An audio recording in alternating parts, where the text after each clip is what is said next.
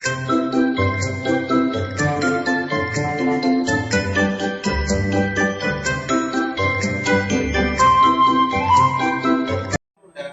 selamat datang kembali di BN Project. Nah, kali ini kita akan kedatangan tamu. Dia ini basicnya tukang kayu. Nah, basicnya tukang kayu. Ini usahanya dia adalah desain kayu atau membuat kayu gitu ya untuk furniture, kursi dan lain-lain. Nah, boleh kenalan dulu? Oke. Saya Rizky ya. Biasa dipanggilnya Paki kalau nggak salah. Rizky, kita panggil Paki ya. Paki boleh lah. Deketin lagi mungkin Pak. Iya, boleh ya. Yap, udah masuk. Oke. Gimana Bapak Ciri? Oke, Paki. Oke, kita panggil Paki. Nah, boleh tahu nih Paki kegiatannya hari-hari ngapain nih Paki nih? Hari-hari Mas itu biasa ya. Kerja ya. Apa yang dikerjain? Ya ini yang lebih ke furniture. Woodworking lah, woodworking. Woodworking. Oke. Udah berapa lama? Baru sih terus jalan bisa dari 2017. 2017. Intensnya 2017. Oke, dari tahun 2017 hingga saat ini ya? Saat ini masih jalan ya? Satu-satunya sih keram utama. Pendapatan utama di situ. Utama. Wow, berarti gede banget ini ya. Kalau dari 2017 hingga sekarang pendapatan utamanya dari woodworking dan itu masih bisa menghidupkan ya. Nah buat teman-teman nih, kalau mau tahu nih tips dan triksnya apa aja yang dibutuhkan untuk woodworking nih, jagonya Pagi nih. Oke, Pagi mau nanya nih, apa aja sih yang harus dibutuhkan, skill apa aja yang harus kita butuhkan untuk jadi woodworking? Untuk jadi woodworking itu sebenarnya simple ya. Learning by doing. Sebenarnya kan juga awalnya ada enggak. Jadi sebenarnya belajar sambil jalan dari awal juga kita nggak ada basic bentukan, nggak ada ini karena sebenarnya simple. Cuman mindsetnya anak muda sekarang kan gitu ya. Maksudnya ya tukang itu ya. Iya sih kalau kita kotoran nggak mungkin gitu. Nah, sebenarnya kalau di luar sana itu sudah jadi lifestyle. Jadi meskipun orang nggak jadikan pekerjaan pun woodworking itu asik. Iya sih kalau kita lihat woodworking itu dia buat sesuatu itu bagus banget ya jadinya ya hasilnya ya.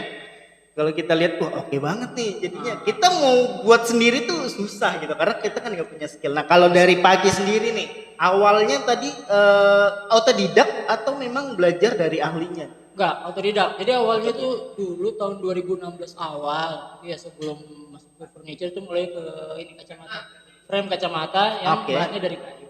Oke, kayu juga ya. Jadi dulu hobi main skateboard, pengen itu manfaatkan limbah-limbah skateboard kayak gitu. Jadi papan-papan sudah patah kan banyak tuh bisa dijadikan sesuatu. Nah itu aku lihat referensi dari luar kata ternyata bisa nih jadikan sesuatu gitu jadi recycle jadi kacamata dan lain-lain. Saya cobain tuh dari awal dari sekedar pakai bahan-bahan bekas dan peralatan-peralatan seadanya yang masih manual seperti gaji pola ternyata itu bisa. Nggak mesti harus punya mesin yang hebat hedon dulu nih baru bisa main perkayuan. Ternyata nggak harus seperti itu ya. Jadi awalnya dulu main kayu. Pakai alat sederhana ya. Sederhana. Apa adanya berarti. Apa adanya dulu itu hanya sekedar buat dari kuping pisau, gergaji pola, sama amplas itu udah jadi. Kacamata dan itu di mata mereka yang situ setelah trial error beberapa bulan ya. Kita sudah berani kasih lihat ke teman gitu. Serius nih buat sendiri. Dari awalnya ini. Iya, ada baru ini. Padahal dari manual itu tadi ya, amplas dan pahat tadi gitu ya. Nah sekarang tadi kan kacamata ya, jam juga ya kalau nggak salah jam juga kemarin, cuman itu kan nggak berlanjut lama ya karena keterbatasan bahan dulu. Jadi sempat main karena bahannya nggak untuk limbah skateboard juga susah. Jadi mulai ngambil bahan kayu nih kayu solid dari luar dari rosewood dan lain-lain. Cuman semakin kesini berubah pikiran ya.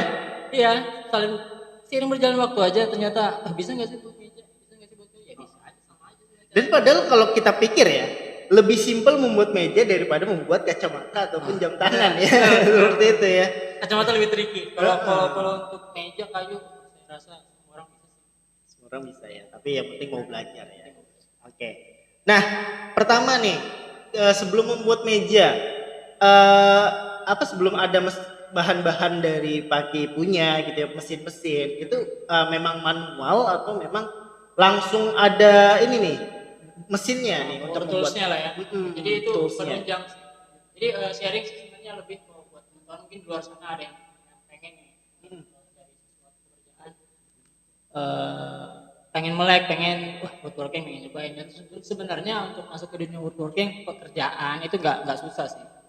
Bahkan karena nggak mesti nurutin untuk beli power tools yang mahal-mahal baru bisa kerja, nggak. Karena dulu awalnya aku juga punya gergaji doang, sama ini nanti kan sembari dapat order, profitnya bisa dibeli. Dan sekarang udah ada tools Ya tools sekarang yang alhamdulillah, karena itu memang juga kita nggak bisa bilang itu membantu banget.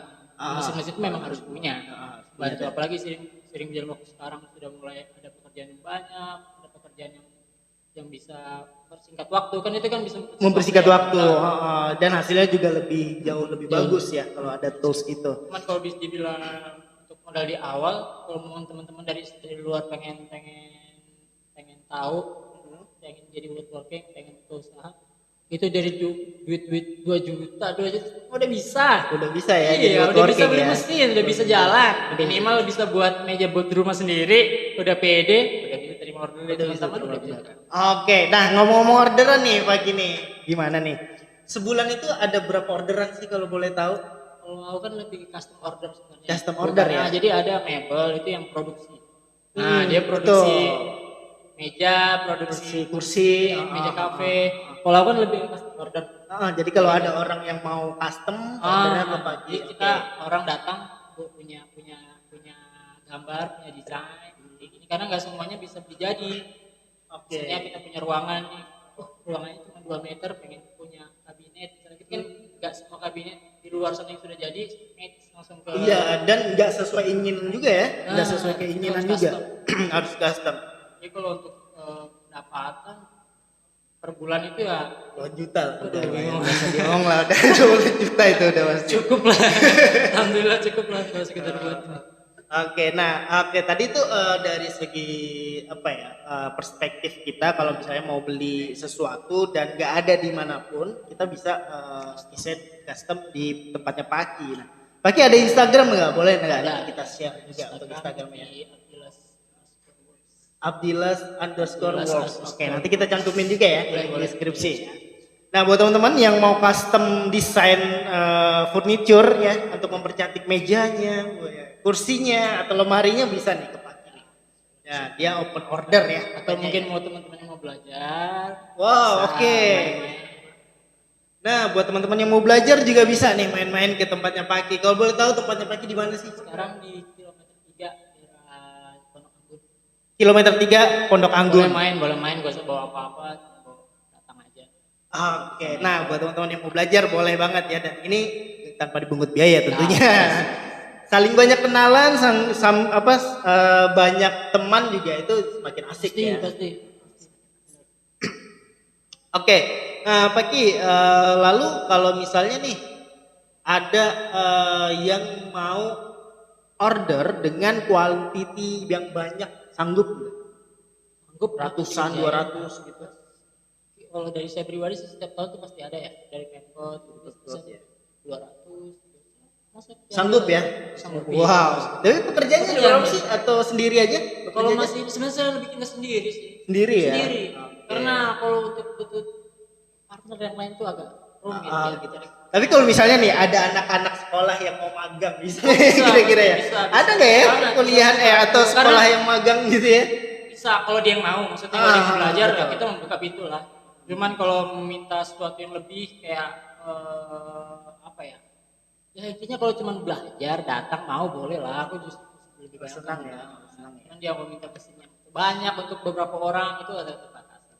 Karena mesin di rumah juga nggak ini kan. Kalau misalnya nih ada temen nih, teman-teman penonton gitu ya, saya punya kayu kelebihan nih mau numpang potong, boleh nggak? Boleh banget nih mau numpang potong. Karena dulu awalnya juga bingung, jadi pengen buka, terus bingung belajar di mana. Gitu.